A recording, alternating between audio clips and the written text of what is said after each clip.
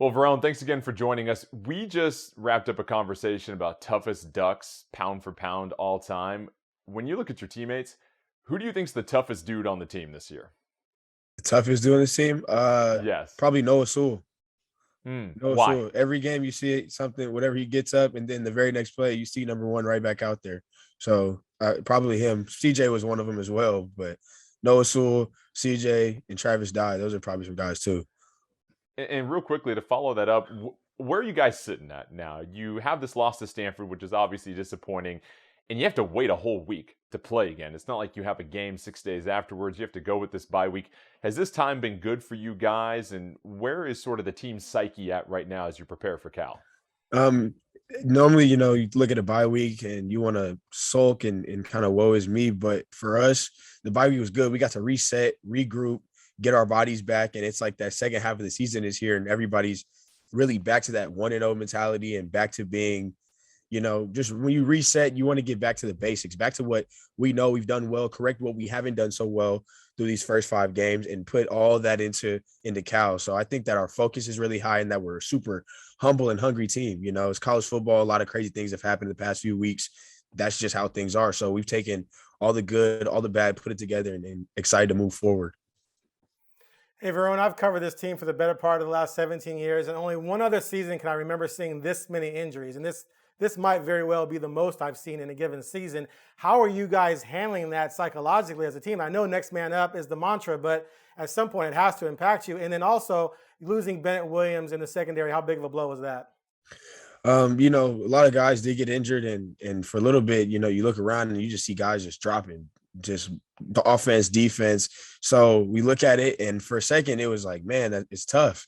But now, we've gotten that week, like I said, it's like, all right, this is who we have. We got to roll with whoever we have. And the thing is, we've done a great job of preparing young guys. We've been building those young guys since camp, since they came in spring ball. So now it's their time to shine as well. And then the older guys got to step up. Like I said, for me personally, I take a lot of responsibility what happens defensively. So my game needs to elevate. I need to improve my vocal leadership and as well as my play on the field. And then just losing Bennett.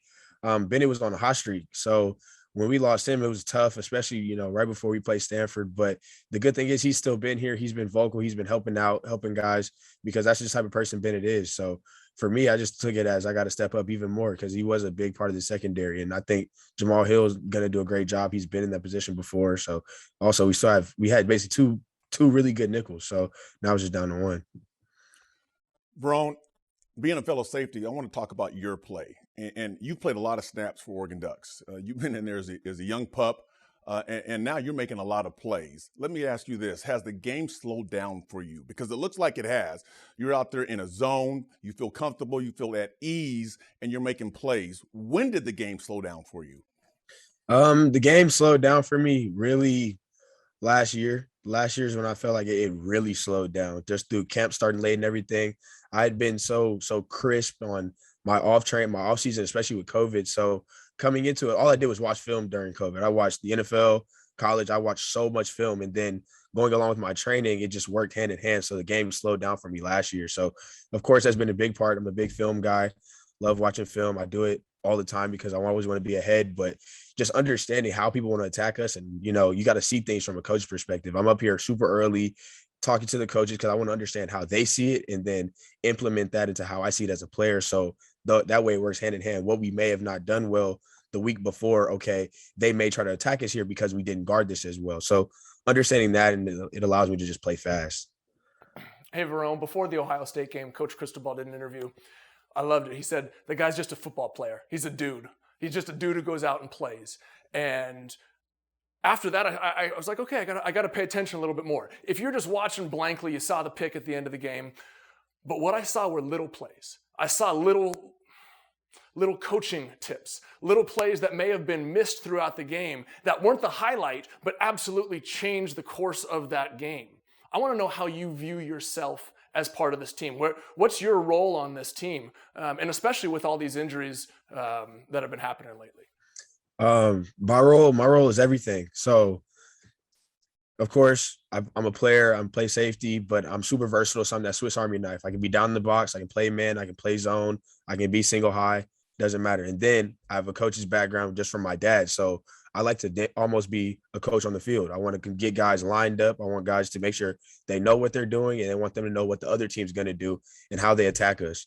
Leadership wise, I know I'm a leader on this team. I mean, there's the general, of course. We've all seen it. There's a reason I'm referred to as the general, because I control everything back there. So if guys are down, there's a bad play. I've been there time and time again where there wasn't a play that I liked, or I gave up a game-winning touchdown before. It's always about the next play. How are we going to improve? So taking all of that and putting that on my shoulders, I felt coming into last year with the opt-outs and everything, I needed to increase my role as a leader on this team and as somebody that people can look at and lean on and be like, he's ready to go. I'm going to follow him. So bringing that into this year, like, I'm comfortable. It's year 3 for me being on the field. It doesn't matter who is out there. I feel like I wanted to go out there and earn our respect as a team and earn my respect individually, because I wasn't on these watch lists. I wasn't talked about as one of the best free safeties in the country or whatever it is. So, and for this team as well. So I knew that we have one of the best teams in the country. I fully believe that. And I felt that I'm one of the best safeties in the country. So being able to put those hand in hand and display it all out there. Of course, the big game, we play Ohio State. The very first thing I said it to one of our corners. We were on kickoff, about the kickoff. I just told him, no fear. We play with no fear. I don't care who is out there, who is in front of us. It doesn't matter. It's all about us, and it's all about going and dominating the guy in front of us, no matter how many stars he has, who's all looking at him, whatever his mock draft status is. We don't care. No fear. So that's my role in this team. And as you can tell, I'm very passionate about it and take it seriously. I think it's really cool that your dad's a coach. What are those conversations like with him after games? I'm sure he calls you with some feedback.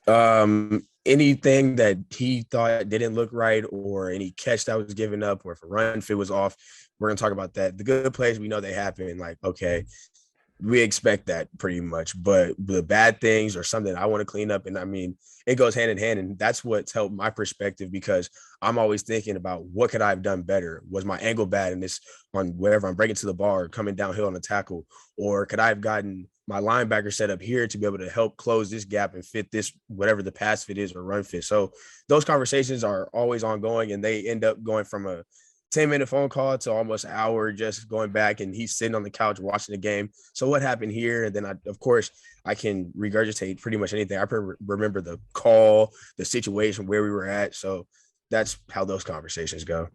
And I got to have a follow-up to that. It sounds like your father does a great job of giving you some correction. Did you ever get in trouble with him big time as a kid? I'm curious. Every guy has that story with his dad where you really kind of crossed the line maybe. Do you have a good story for us?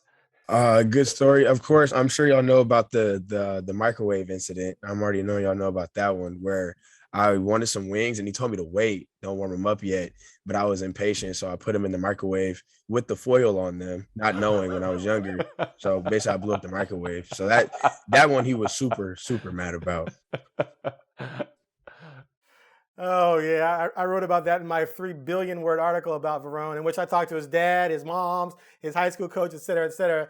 And I learned so much about him. He's a man after my own heart, because I've been accused of liking to debate every once in a while. And then it turns out that Verone, as a child, was a lot like me. He grew up learning about sports. He wanted to learn the history of sports from his late grandfather. And he liked debating and arguing and talking about it, all the time, to the point where people are probably like, get this kid away from me.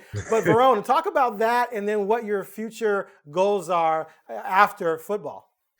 So just in regards to me wanting to debate sports all the time, I grew up watching First Take and watching Mike and Mike in the morning. So just debating sports has always been easy for me. I like to talk. So I talked a lot in school. So if anybody wanted to bring an argument, I'm down to argue about football all day or whatever sport it is.